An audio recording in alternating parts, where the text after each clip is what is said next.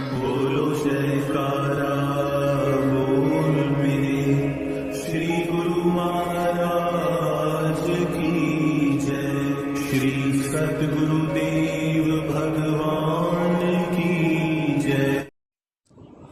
गुरुमुखो, होनी अति बलवान होती है जो कभी भी टल नहीं सकती। एक समय की बात है कि कुछ देवता तथा लंकापति रावण इकट्ठे बैठे हुए थे। परस्पर वार्तालाप के मध्यांतर में देवलोक इस बात की चर्चा कर रहे थे कि कर्म रेखा अमिट होती है, पर यह बात रावण कम मानने वाला था। वह तो इस बात को सर्वथा असत्य समझता था। उसे तो अपने बाहुबल का घमंड था।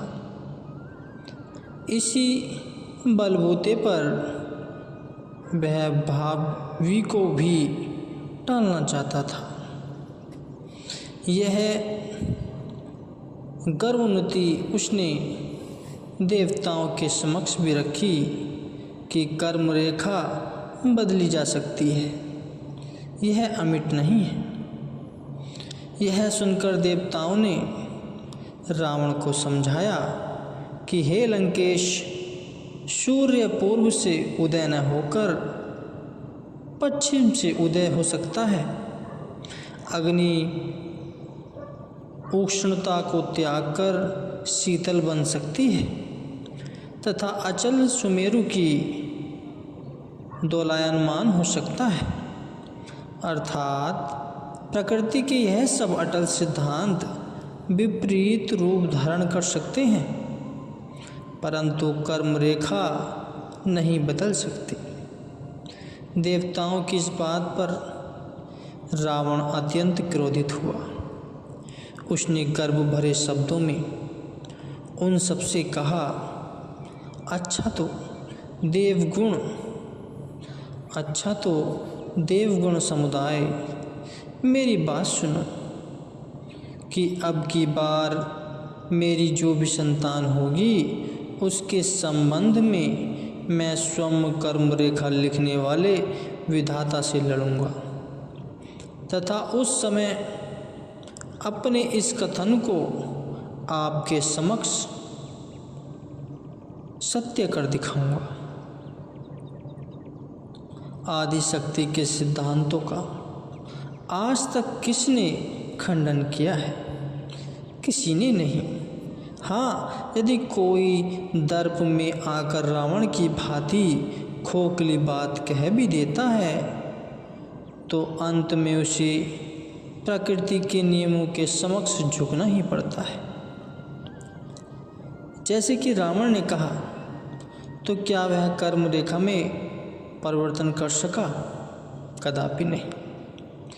इसका विशद परिचय ज्ञात करने के लिए आगे हम बताते हैं।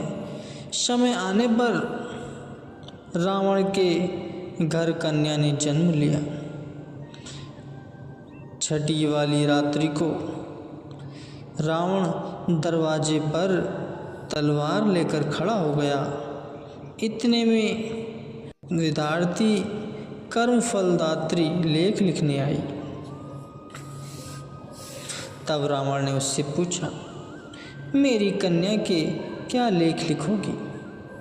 उसने उत्तर दिया, मैं पहले कुछ भी नहीं कह सकती, क्योंकि जब मैं मस्तक पर कलम रखती हूँ तब जैसे जैसे उसके कर्म होते हैं वैसे ही लेख लिखा जाता है। इसलिए इस कन्या के लेख लिखे जाने के बाद ही मैं बता सकती हूँ। तब रावण ने कहा, मेरे सामने ही कन्या के मस्तक पर कलम रखो। विद्यार्थी ने कन्या के माथे पर कलम रखी और लेख लिख गया। उस समय रावण ने कहा, अच्छा तो अब लेख पढ़कर सुनाओ। तब विधात्री सुनाने लगी कि कन्या अति सुंदर, पतिव्रता, सद्गुण संपन्न और शीलवती होगी, परंतु जो तुम्हारे महलों की सफाई करता है उस मेहतर के लड़के के साथ तुम्हारी इस कन्या का विवाह होगा। यह बात सुनकर रावण आग बबूला हो उठा। उस समय तो विधात्री कर्म रेखा मिट है कहकर एवं रावण को समझा बुझाकर चली गई। लेकिन उसके जाने के बाद रावण का क्रोध सीमा पार कर गया। उसने भंगी के लड़के को राज दरबार में बुलाया, जो कि अभी 6 माह का मासूम बच्चा था। रावण ने उस बच्चे के आने पर उसे मारना चाहा, मगर दरबारी लोग देखकर बिगड़ उठे। उन्होंने कहा कि हम इस निर्दोष अबोध बालक को कदापि न मारने देंगे। हाँ, देश निकाला यदि देना चाहते हो तो दे सकते हो। तब रावण ने पहचान के लिए बच्चे के पैर की उंगलियां कटवा दी और उसे समुद्र के पार निर्जन वन में इस विचार से भिजवा दिया कि वहाँ भूख प्यास से व्याकुल होकर बच्चा स्वयं मर जाएगा। परंतु उसका तो देव रक्षक था, वह कैसे मर सकता था? जैसे पंचतंत्र में लिखा है, अरिक्षितम निष्ठति दैवरिक्षितम सुरक्षितम दैवहंतम विनश्यति। मनुष्य से न्याय रहित किया हुआ भी दैव से रक्षा किया हुआ मनुष्य जीवित रह सकता है, तथा मनुष्य से रक्षित किया हुआ भी देव द्वारा मारा जाता है। ऐसे ही ईश्वर द्वारा रक्षा किया हुआ हरिजन का बालक वन में भी जीवित रहा। उस अबोध शिशु को रावण वन में छोड़ आया। तब 3 दिन तो बालक भूखा रहा और अपने हाथ का अंगूठा मुंह में डालकर चूसता रहा। 3 दिन तक बालक के भूखे रहने से ब्रह्मलोक तक आवाज़ पहुंची। तब विधाता ने दिल में विचार कर धात्री को आज्ञा दी कि तुम उस शिशु की जाकर पालना करो। आज्ञा पाकर विधात्री वहाँ आई एवं बच्चे का लालन पोषण करने लगी। जैसे जैसे बालक जब कुछ बड़ा होने लगा, तब विधात्री उसे विद्या पढ़ाने लगी। विद्या के पश्चात धीरे धीरे तैरना और नाव बनाना भी विधात्री ने उसे सिखा दिया। इस प्रकार विधात्री ने उसे सब प्रकार की विद्याओं में निपुण कर दिया। जब बालक सर्वगुण संपन्न हो गया, तब तक उसकी अवस्था 18 वर्ष की हो चुकी थी। उस समय विधात्री ने उसी के द्वारा बनाए गए जहाज में उसे बिठाकर दूसरे टापू में भेज दिया, क्योंकि वहाँ का राजा निसंतान ही मर गया था। इस प्रकार अचानक भेजने की बात तो विधात्री जानती ही थी। वह बालक इससे नितांत अपरिचित था। उधर राजा की मृत्यु के बाद राजमंत्रियों ने यह सलाह दी थी कि आज के दिन जो व्यक्ति प्रातःकाल शाही दरवाज़ा खोलते ही सर्वप्रथम मिलेगा, उसी को ही राज सिंहासन पर बिठाया जाएगा। दैवयोग से यह उसी दिन वहाँ पर जा पहुँचा। अतः शाही दरवाज़ा खुलने पर सबसे पहले इसको खड़ा वहाँ पाया। तब उन्होंने अपने प्रण के अनुसार इस लड़के को राजगद्दी देकर इसका नाम देवगति रखा।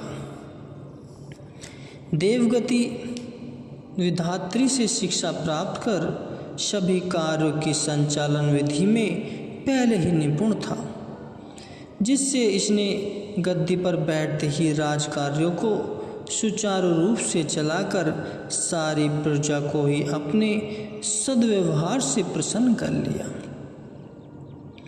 इसकी कीर्ति चारों दिशाओं में फैलने लगी। इसका बढ़ता हुआ यश रावण और रावण की कन्या ने भी सुना। उसकी कीर्ति के साथ साथ उसका छपा हुआ चित्र, फोटो भी जहाँ तहाँ पहुँच चुका था। उसकी फोटो में जब रावण व उसकी कन्या ने सुंदरता देखी, तब रावण ने दिल में सोचा, किस राजकुमार के साथ अपनी राजकन्या की शादी यदि कर दूं तो उचित ही रहेगा। इधर कन्या भी मन ही मन देवगति को अपना पति मान चुकी थी। रावण ने अपनी पुत्री के हृदयगत भावों को पढ़ लिया, अतः उसने अपने वजीर को देवगति के राज्य में भेजा। वजीर ने वहां पहुंचकर रावण की कन्या के विवाह का प्रस्ताव देवगति के समक्ष रखा। देवगति ने इस प्रस्ताव को स्वीकार न किया। अंततः वजीर लौट आया। तत्पश्चात स्वयं रावण अपनी कन्या को दहेज सहित लेकर उसकी राजधानी में पहुंचा और वरवशी कन्या का देवगति से विवाह कर दिया। होनी कहो या कर्म रेखा अमिट है, यह किसी युक्ति द्वारा टल नहीं सकती। अतः रावण के सामने देवगति भी इनकार न कर पाया। पुत्री का कन्यादान कर रावण प्रसन्नतापूर्वक जब घर लौटा, तब अपने हृदय में इस बात का गर्व करता है कि मैंने अपने कथनानुसार कर्म रेखा को परिवर्तित कर दिखाया है। इस तथ्य को, जो कि देवताओं ने रावण से कहा था कि कर्म रेखा मिट नहीं सकती, वह अटल होती है, असत्य सिद्ध कर दिखाने के लिए उसने सब देवताओं को बुलवाया तथा उनसे प्रसन्नता व गर्व मिश्रित वाणी से बोला कि आप तो कहते थे कि मेरी कन्या मेहतर के लड़के के साथ ब्याही जाएगी। भला कभी राजकन्या का मेहतर के साथ विवाह हो सकता है? राजकन्या तो राजकुमार को ही वर सकती है, अन्य को नहीं। रावण की सब बात सुनने के पश्चात देवताओं ने कहा, क्या तुमने राजकुमार का पैर भी देखा है, जो कि बचपन में उसके पाँव की उंगलियां तुमने काटी थी? यह सुनकर रावण ने उसका पैर देखने के लिए देवगति के पास अपने वजीर को भेजा। वहां पहुंचकर वजीर ने देवगति का पैर देखा तो उसके पाँव की उंगलियां न थीं। वजीर ने लौटकर लंकेश से सब समाचार कह सुनाया, जिसे सुनकर रावण हक्का बक्का हो गया।